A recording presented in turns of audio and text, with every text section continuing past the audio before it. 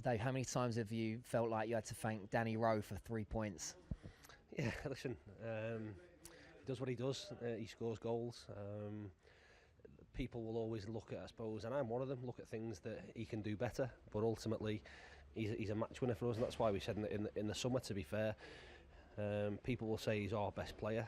I think what he definitely is, he's the most difficult to replace, because replacing goals is, it's not nigh on impossible, but it's the toughest job. The toughest job of all is putting the ball in the back of the net. And again, we're thankful of him today getting two, not having a massive amount of much else going on in the game. But he, like I say, he does what he does. He's a great finisher. Both feet, head, whatever it is. Like I say, he strikes the ball really cleanly. He's got two for us, and it's won us the game. Solihull put you under a lot of pressure in the first half, especially. They certainly created a lot of chances, but you dealt with that particularly well from a defensive point of view. How did you set up against them to neutralise their physical and their aerial threat?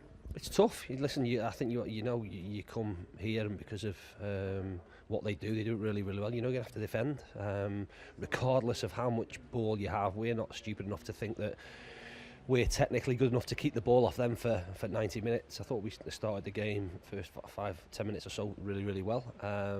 Then we switched off and didn't do our jobs, and then we were reliant on Jay making a couple of saves for us. Obviously, they strike the bar, but little things, when the ball goes in your box that many times, you're always hopeful that it doesn't drop to them. But like I say, we got away with it a little bit the one time. It did. They obviously get a goal and they're back in it.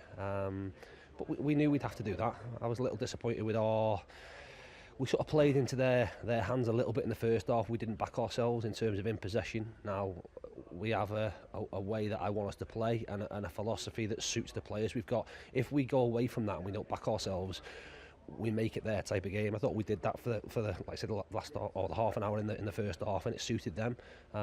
Second half, we started well. We got the goal. Again, I'm being critical, and I'll always try and be a perfectionist. We then resorted to not playing again because we felt a little bit safe that we were 1-0 up. Again, it comes back to 1-1, and listen, we won the game. We knew that we'd have to put our bodies on the line at the end. We have done that, and it's a big 3 points for us.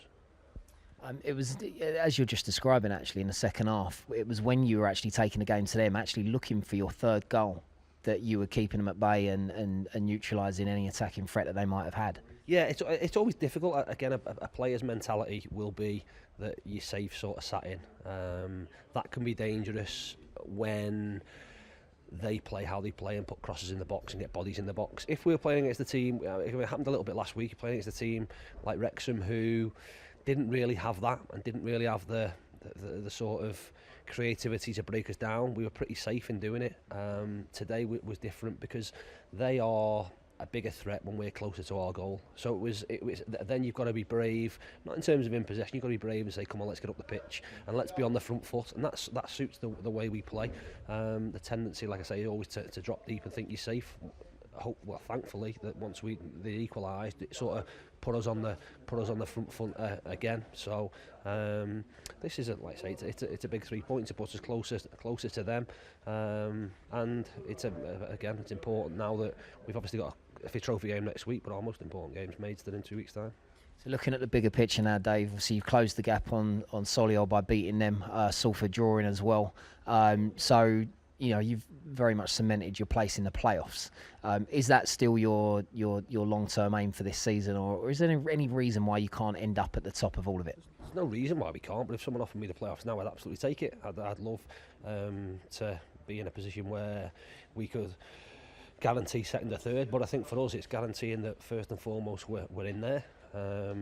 Next target will be see if we can guarantee finishing second or third, and then ultimately if there's still a potential of us winning the title, then that's where you go. Well, it's still a long way to go. Like I say, we knew this 2 weeks was important for us. It's now important that lads will enjoy that. For me, it's switch on to the next game. We'll train all weekend. We'll look to go to Ramsbottom and win, and then we obviously have a trip to Maidstone. New manager. 3G pitch, the tests come thick and fast, and it's different tests every week in this division. So that's where our mindset will be. Tonight's great. The league table will look brilliant over the weekend. We'll have a good weekend, but we're back at hard to work on.